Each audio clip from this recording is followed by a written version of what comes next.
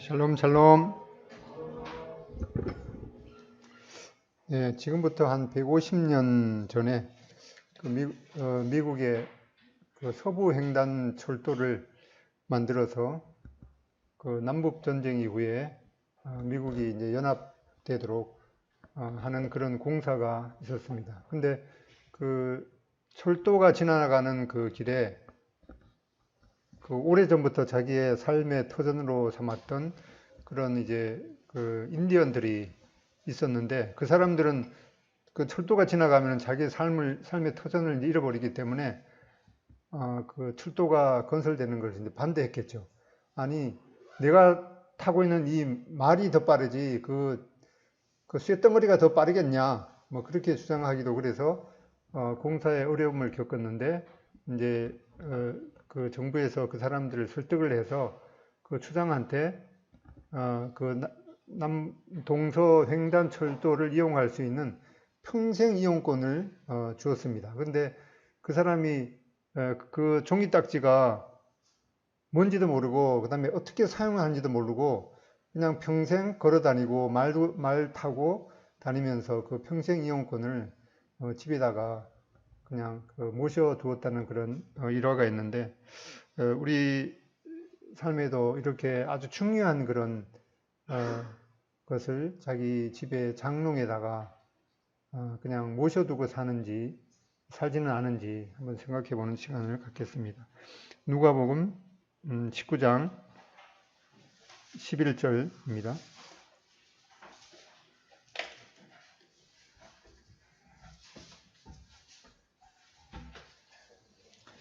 누가복음 19장 11절로 28절까지 다 같이 전에처럼 두 절씩 읽어보겠습니다. 누가복음 19장 11절로 28절입니다. 시작.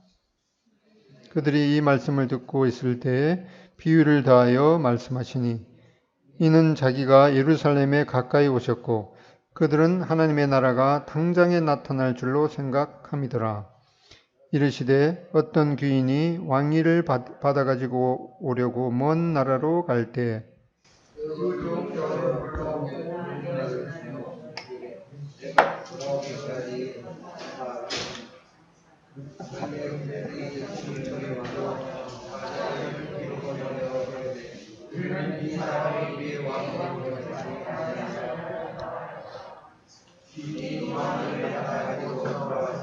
문화를 준 종들이 각각 어떻게 장사하였는지를 알고자 하여 그들을 부르니, 그 첫째가 나와 이르되, 주인이여, 당신의 한 문화로 10문화를 남겼나이다.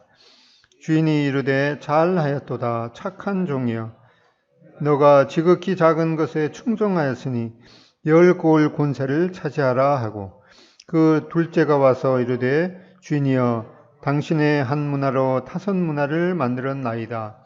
주인이 그에게도 이르되, 너도 5고을을 차지하라 하고, 또 한 사람이 와서 이르되, 주인이여 보소서, 당신의 한 문화가 여기 있나이다. 내가 수건으로 쌓아 두었나이다. 이는 당신이 엄한 사람인 것을 내가 무서워함이라. 당신은 두지 않은 것을 취하고 심지 않은 것을 거두나이다. 주인이 이르되, 악한 종아, 내가 내 말로 너를 심판하노니, 너는 내가 두지 않은 것을 취하고 심지 않은 것을 거두는 엄한 사람인 줄로 알았느냐? 그러면 어찌하여 내 돈을 은행에 맡기지 아니하였느냐?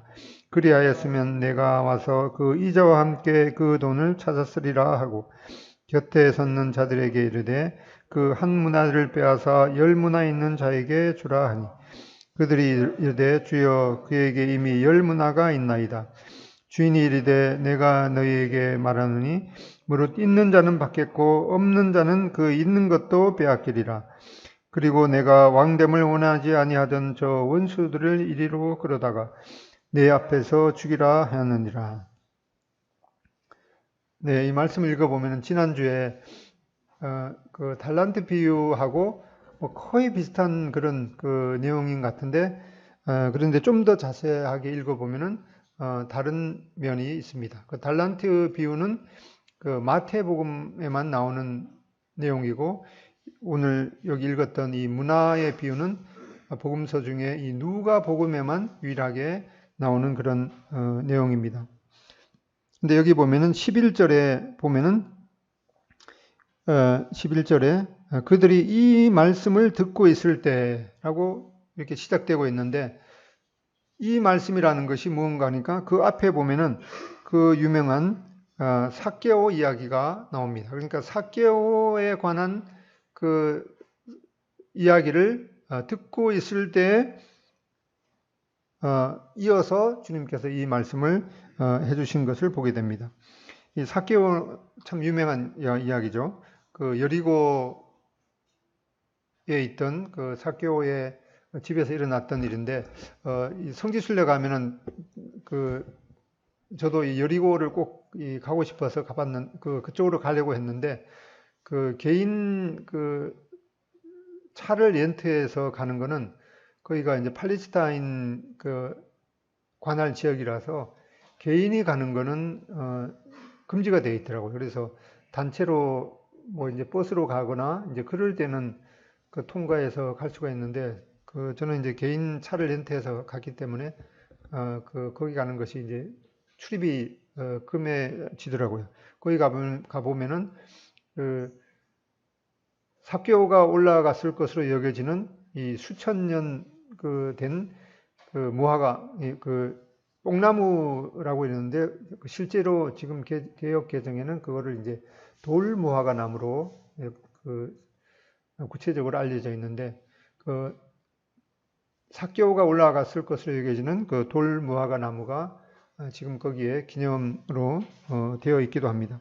아무튼 이 삭개오 이야기는, 삭개오는 이 예수님의 소문을 많이 들었습니다.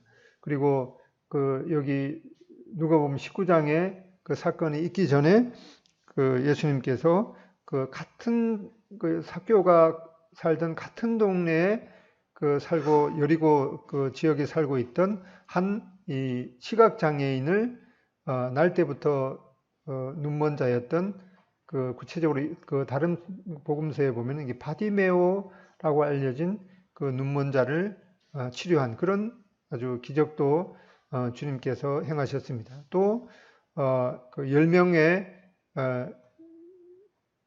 나병 환자도 치료한 그런 이제 기적을 베푸신 그런 이야기도 이 삭개오는 많이 들었습니다. 그래서 어느 날 예수님께서 삭개오가 살고 있던 여리고 지역을 지나가신다라고 하는 소문을 듣고 어떻게 해서든 예수님을 한번 만나려고 하다가 보니까 자기가 키가 작아서 바로 이 돌무화과 뽕나무에 올라갔을 때 예수님께서는 이 삭개오를 전에 한 번도 본 적이 없는데 먼저 삭개오의 이름을 불러주시고, 그런 것에 삭개오는 너무나 감격해서 그날로 예수님을 자기 집에 영접했던 그런 이 사건입니다. 그러면서 이제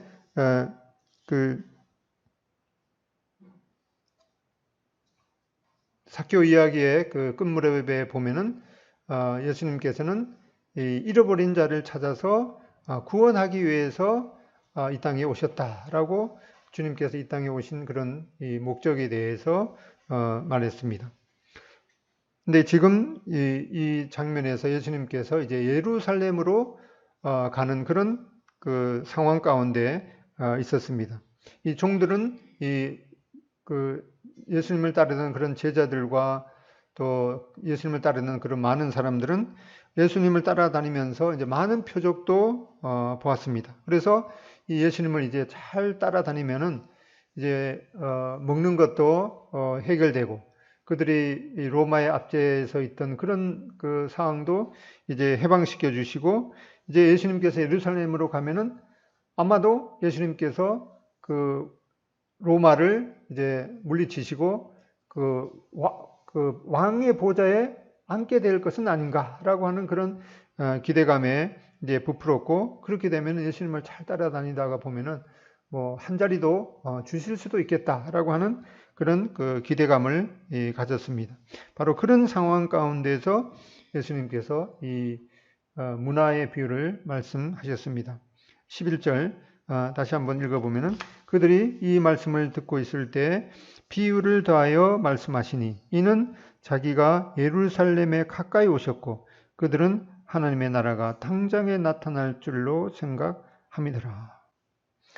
그래서 이 예수님을 따르는 제자들과 또 그를 따르는 무리들은 이 당장 예수님께서 이제 예루살렘으로 가셔서 보좌에 앉으셔서 이 통치할 시기가 왔다고 잘못 알게 되었습니다. 사실 예수님께서는 그 전에도 제자들과 또 예수님을 따르는 그런 무리들에게 예루살렘으로 가는 그 목적에 대해서 분명하게 말씀하신 적이 있습니다. 18장 앞에 18장 31절 18장 31절에 보면은 예수께서 12 제자를 데리시고 이르시되 보라 우리가 예루살렘으로 가노니 선지자들을 통하여 기록된 모든 것이 인자에게 응하리라. 32절 인자가 이방인들에게 넘겨져 희롱을 당하고 능욕을 당하고 침뱉음을 당하겠으며 그들은 채찍질하고 그를 죽일 것이나 그는 3일 만에 살아나리라 하시되 제자들은 이것을 하나도 깨닫지 못하였으니 그 말씀이 감추었으므로 그들이 그 이르신 바를 알지 못하였더라 라고 말씀하셨습니다. 이렇게 말씀하셨듯이 예수님께서는 지금 예루살렘으로 가는 것이 이 보좌에 오리려고 가시는 것이 아니라 이 십자가를 지시러 가는 것이라고 분명하게 말씀하셨습니다. 그러나 여기 34절에 이런 것처럼 그 말씀이 제자들에게도 감추었기 때문에 제자들도 이 하나도 깨닫지 못했다고 말씀하고 있습니다. 예수님께서는 이 부활의 영광을 경험하기 위해서는 비참한 죽음의 그 십자가의 죽음을 먼저 통과해야만 했습니다. 예수님께서 이 영광의 보좌에 앉기 전에 이 세상 그 통치자인 이 빌라도의 재판석에서 이 죄인의 하나로 취급을 받으셔야만 했습니다. 그 후에 예수님께서 그 고난을 통과하시고 이제 부활 승천하셔서 이 아버지 집으로 가셨다가 다시 수많은 천사와 함께 다시 오시는 이러한 그 지연 절차가 있어야만 했습니다. 바로 그런 상황 가운데서 예수님께서는 제자들과 그분을 따르는 사람들에게 이 문화의 비유를 말씀하시게 되었습니다.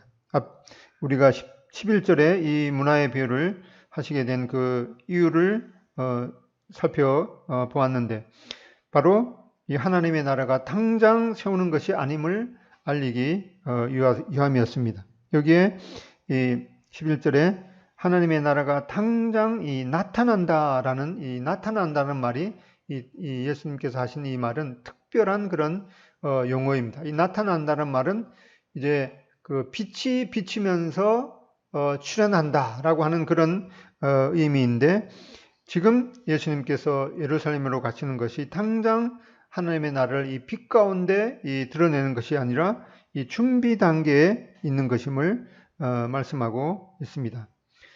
환한 그런 빛 가운데 하나님의 나라가 임하는 것은 예수님께서 아버지 하나님께로 갔다가 이제 재림하실 때 이루어지는 일이고 지금은 이 왕국의 이 기초를 세우는 작업으로 십자가를 지심으로 이 죄를 정결케 하는 그런 일을 먼저 하셔야만 했습니다.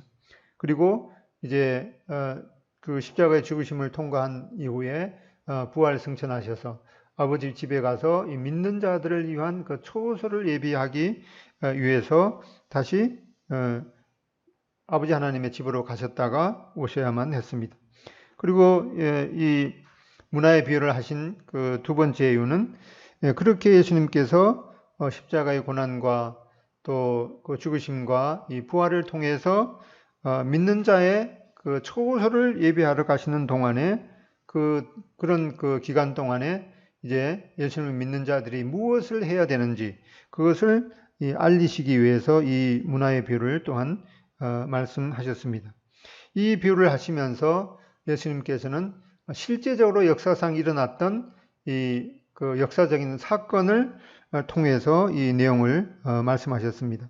무슨 그 사건인가 하니까 이 당시에 이스라엘이 이 로마의 이 식민지로 있었습니다. 때문에 이 그 유대인들이 살고 있던 이 팔레스타인의 그 왕이 되려면은 이 그때 이 팔레스타인을 실제적으로 통치하고 있는 이 로마 황제의 그 인준을 받아야만 했습니다. 우리가 알듯이 그 예수님이 탄생하실 그 무렵에 그 유대인의 왕은 이 헤롯 그 대왕이었습니다. 그래서 이 헤롯 대왕도 그 실제적으로는 이 그 이방의 그 피가 흐르는 그런 사람이었기 때문에 이 정통성이 없었습니다.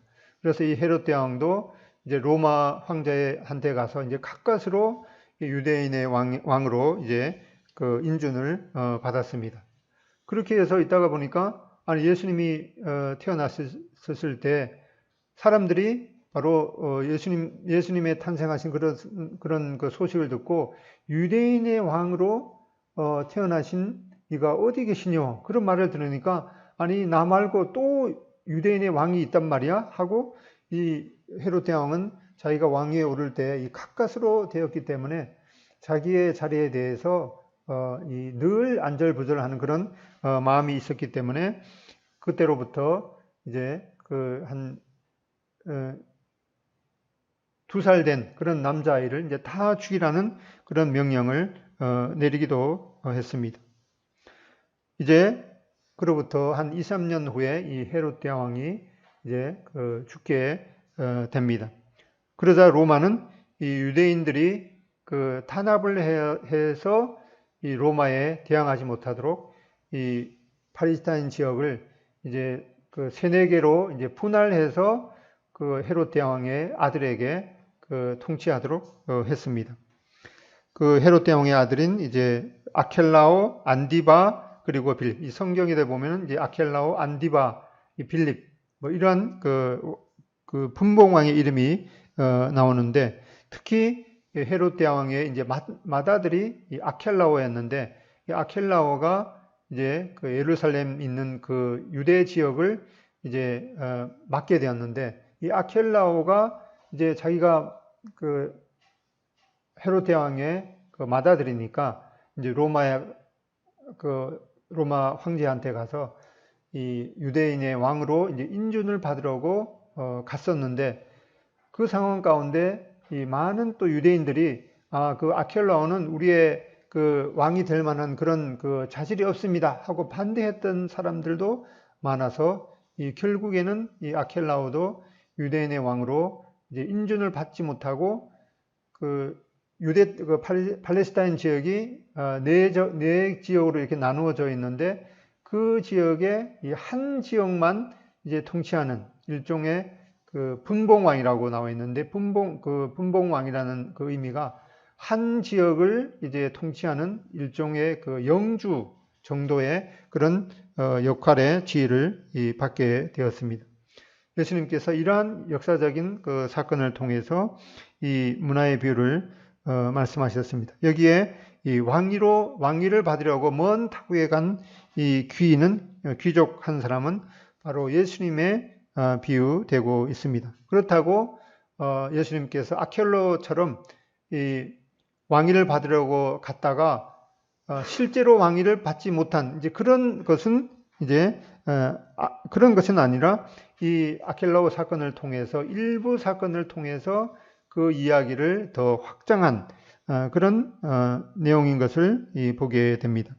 이 귀족 한 사람은 이제 왕위를 받으려고 먼 나라로 가면서 이제 종 10명에게 이 각각 그 은화 한 문화씩 나누어 주면서 내가 돌아올 때까지 장사하라라고 하는 그런 명령을 내렸습니다. 지난주의 내용을 살펴보면은 이 달란트 비유하고 비슷한 그런 보이지만은 이 달란트 비유에서는 각자의 능력대로 이 첫 번째 종에게는 이 5달란트, 또 두 번째 종에게는 2달란트, 또 세 번째 종에게는 이 1달란트씩 이렇게 주고 장사를 하도록 명했는데 여기 문화의 비유에서는 이 10명의 종에게 다 똑같이 한 문화씩 이렇게 주면서 귀인이 돌아올 때까지 장사하도록 했습니다.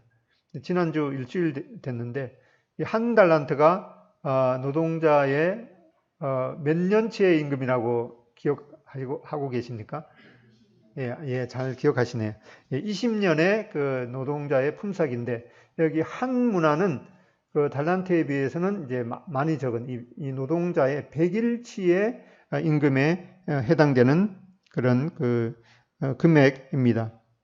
이 달란트 비유와 이 문화 비유를 이제 잘 구분해야 되는데 그 유명한 성경학자인 이 캠벨 몰간의 설명에 따르면은 이 달란트 비유에서 이 달란트는 각자의 능력대로 서로 다르게 그 재능에 따라서 분배된 그 은사를 의미한다면은 이 문화는 하나님의 나라를 위해서 일할 수 있도록 부여받은 이 균등한 이 기회를 의미한다고 말씀하고 있습니다.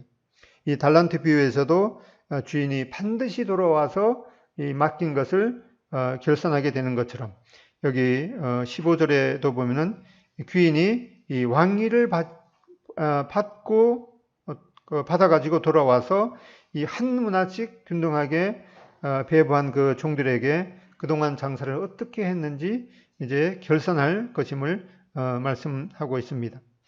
그 14절에 보면은 그런데 그 백성이 그를 미워하여 이 사자를 뒤로 보내어 이르되 우리는 이 사람이 우리의 왕됨을 원하지 아니하나이다 하였더라.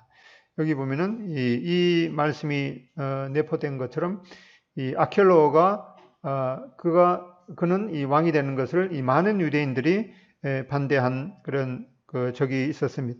그래서 결국에는 이 아켈라오가 유대인의 왕으로 인준을 받지 못했습니다. 그러나 예수님은 이제 전혀 다르죠. 그분은 언제나 이 왕이셨죠.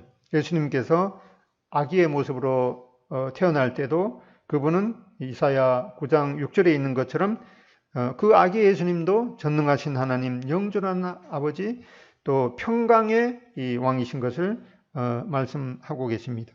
예수님께서는 영원부터 영원까지 언제나 이 만왕의 왕이십니다.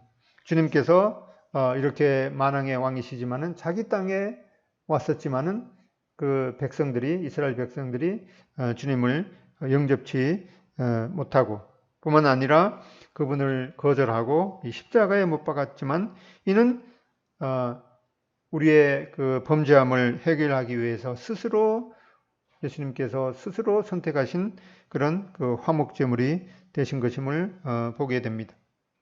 돌아오신다는 그 약속대로 이 반드시 돌아온 주인은 종들이 그동안 장사를 어떻게 했는지 결산하게 됩니다. 첫 번째 종은 여기 말씀에 있는 대로 그 한 문화로 이 10문화를 맡겼습니다.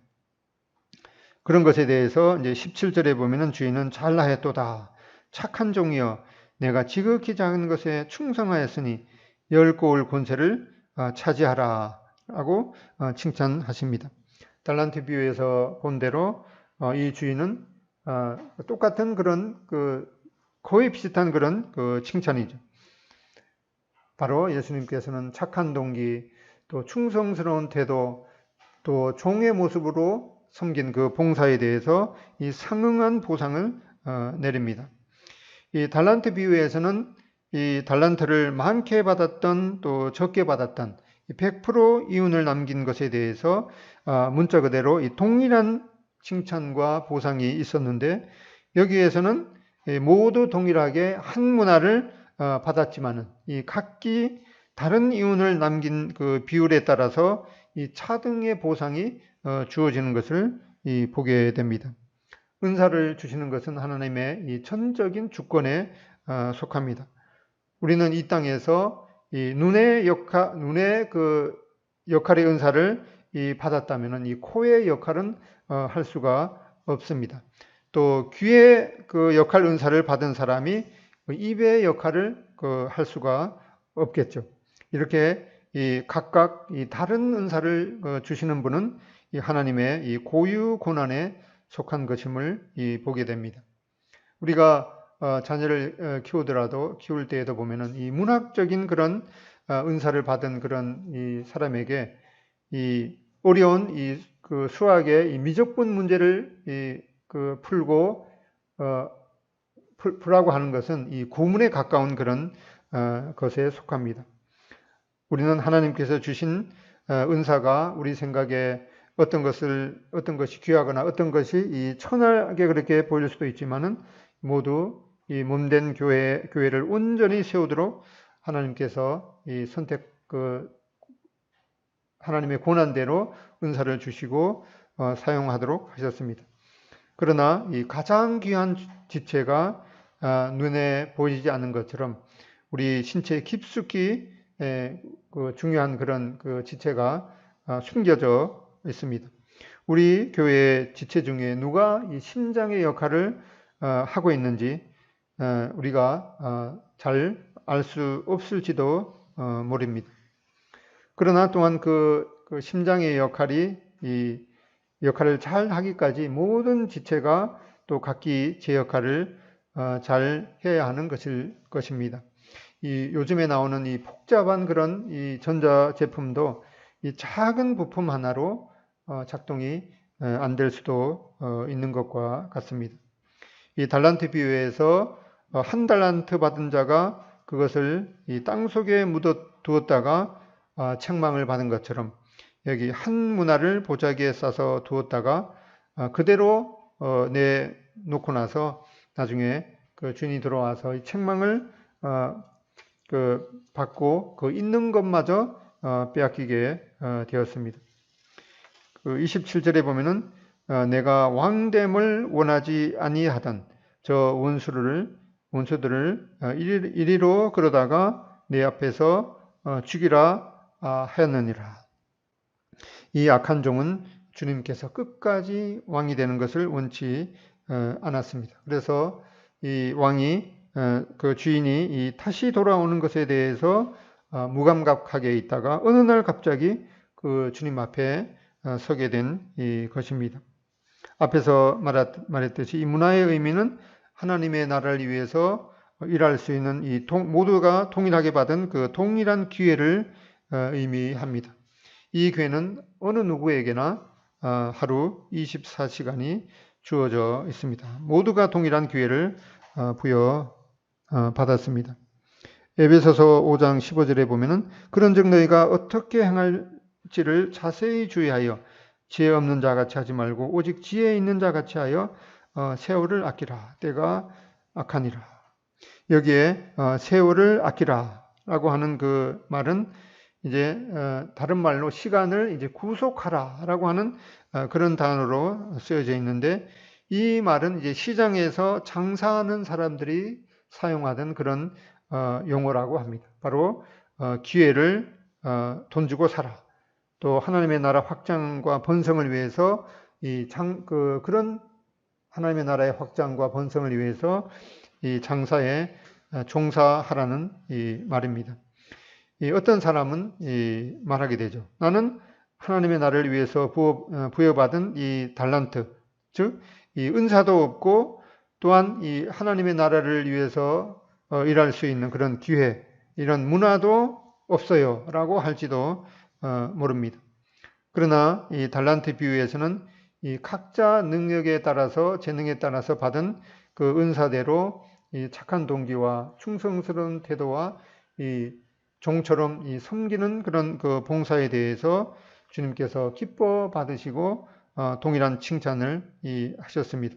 한편 여기 이 문화의 비유를 통해서 보게 될 때 우리에게 각자 동일하게 주어진 이 기회를 깨닫고 이를 활용하는 그런 지혜를 구해야 할 것입니다.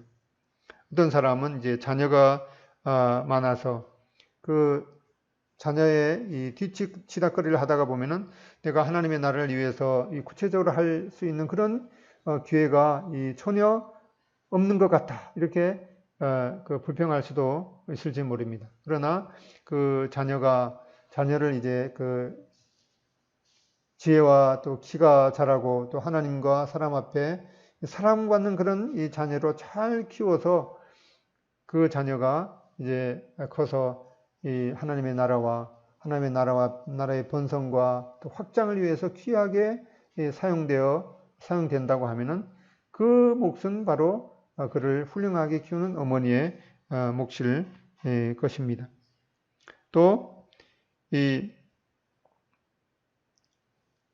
그런 이 바쁜 가운데서도 이제 주님께 지혜를 구해서 또 하나님의 말씀을 듣고 하나님을 찬양하는 또 그런 또 그 시간을 확보하는 그런 지혜도 필요할 것입니다. 부활하신 주님께서 이 지상 대명령을 통해서 이 말씀하신 대로 이 구체적으로 이 전도의 은사를 받은 사람은 이 그 은사를 잘 활용해서 이제 영혼들을 구령하는데 사용할 수가 있을 것입니다. 또한 이 말씀을 잘 이제 가르치는 그런 또 은사를 받은 사람은 그 지상 대명령의 그 부분에 있는 말씀대로 말씀을 잘 연구해서 또 연구하고 가르쳐서 주님께서 말씀하신 내가 분부한 모든 것을 가르쳐 지키게 하라라고 하는 그런 명령을 이제 순종하면서 부지런히 말씀을 또 연구하고 가르치는 것이 필요하겠습니다. 저는 전도의 은사도 없어서 전도도 잘 못하겠고 또 전도 방법에 대해서 뭐 배우기도 했지만은 영 자신이 없다고 해서 주저앉는 그런 분이 있을지도 모르겠습니다. 그런데 요즘처럼 이 복음을 전하기가 쉬운 때도 없는 것 같습니다. 이 손가락 몇 번만 이렇게 움직이면은 그 훌륭한 그 전도자가 그 전도한 그 영상을 세계 어느 곳에도 그 구도자한테 전달할 수가 있습니다. 그것도 다 돈 한 푼 안 들고 무료로 할 수가 있습니다. 사실 그렇게 하는 데는 그 관계된 그 당사자가 이제 그 사전 작업이 필요합니다. 그 전도 대상자의 마음을 이제 누그러뜨리기 위해서 요즘에는 선물도 뭐 주소가 없어도 할 수 있잖아요. 그냥 뭐 카톡으로 이렇게 간단한 선물 하나를 전달하는데 그때는 사전 그 동의를 구할 필요가 없죠. 내가 너한테 선물 하나 할 건데 잘 받아줬으면 좋겠다. 이렇게 할 필요도 없습니다. 그냥 깜짝 선물하면은 너무나 기뻐하겠죠. 그런데 이제 그렇게 하고 나서 한 번 정도 하고 나서 바로 이렇게 뭐 그 복음에 대해서 얘기하면은 그 사람이 어떤 생각을 하는가 하니까 내가 이거 들으려고 낚였구나 하는 그런 이제 그 생각을 할 수가 있는데 그런 것을 이제 평소에도 이제 그 관계 형성을 하는 것이 필요하겠죠. 그렇게 뭐 카톡으로 이렇게 해서 간단한 선물을 보내기도 하고 또 뭐 어떤 특별한 날에 그 전화를 해서 뭐 요즘 그 사업하는 친구면은 뭐 요즘 사업하는 것이 어떻냐. 내가 그 하나님을 믿는 사람이기 때문에 내가 너를 위해서 기도하고 싶은데 뭐 어떻게 뭐 기도할 그 내용이 없느냐 이렇게 물으면은 그 사람이 그 싫어할 이유가 없겠죠. 그래서 뭐 그런 이제 기도 제목을 받고 그 실제로 기도 또 해주는 그런 것이 필요하겠습니다. 그리고 나서 이제 적당한 시기에 이제 그 친구한테 이제 뭐 직접 전화를 걸거나 또 문자를 보내서 사실은 내가 너에게 꼭 전해주고 싶은 내용이 있는데 그렇게 해서 이 유명한 그 분이 전도 영상을 한 것이 있는데 내가 보낼 테니까 그걸 이제 들을 수가 있겠느냐 이렇게 했을 때 아주 정색을 하면서 나 지금 그거 듣고 싶지 않다 이렇게 하면은 그때는 이제 보내는 것은 좀 무리겠죠. 왜냐하면 보내봤자 금방 이제 지워버릴 거기 때문에. 그런데 그렇게 말했을 때 그래도 한번 들어볼게 이렇게 얘기하면은 이제 기도하면서 뭐 지인팀이나 이렇게 그런 데 보면은 그 대상자에 맞게 여러 전문 전도자가 설교한 그런 시리즈 내용들을 하나씩 이렇게 보내줄 수가 있습니다. 그리고 하나를 보내고 나서 한 3, 4일 정도 지나고 나서 그 영상을 들어봤느냐 이렇게 물으면은 뭐 뭐라고 이제 반응이 있겠죠. 그러면 이제 그 다음 반응에 대해서 또 다음 영상을 보내면서 그 이제 기도하는 그런 그 작업을 할 수가 있겠습니다. 저도 지난주에 구도자를 생각하면서 두 사람한테 이 복음 영상을 전달하면서 기도했습니다. 이렇게 이 손가락 몇 번 움직이는 걸로 얼마든지 이 확실한 전도를 할 수가 있는데 이것마저도 나는 그 전도의 은사가 없다고 핑계대면서 이 포기하는 것은 여기 문화의 비유에서 나오듯이 이 동일하게 한 문화씩 그 받았는데 그런 그 기회를 부여받았는데 이 문화를 주님께서 주신 이 귀한 이 한 문화를 보자기에 싸두는 것과 같을 것입니다. 그런 행동에 대해서 주님께서는 이 악한 종아라고 책망하는 것처럼 이 악하다고 하는 그런 주님의 책망이 있을 것을 명심해야겠습니다. 이 어떤 이런 그 작업을 통해서 이 어떤 전도 대상자에 대해서 이 어떤 그 영상을 보내야 될지 이제 잘 또 기도하면서 또 그 선별하는 것이 필요하겠습니다. 그러기 위해서는 아까 말씀드린 대로 그 관계된 사람이 먼저 이러한 그 사전 작업을 하는 것이 필요하겠습니다. 이거 못하실 분은 없지 않겠습니까? 그리고 이 어떤 대상자에 대해서 어떤 전도 영상을 보내면 좋을지 뭐 저한테나 물어보거나 또 다른 그 분한테 여쭤보셔도 되겠습니다. 23절에 이 한 문화의 장사 미천을 묻어둔 사람에게 주님께서 그러면 어찌하여 내 돈을 은행에 맡기지 아니하였느냐 그리하였으면 내가 와서 그 이자와 함께 그 돈을 찾았으리라 라고 이 주님께서는 그 한 문화를 보자기에 싸서 방치하지 말고 은행에 맡겨서 이자라도 받아야 된다고 책망하셨습니다.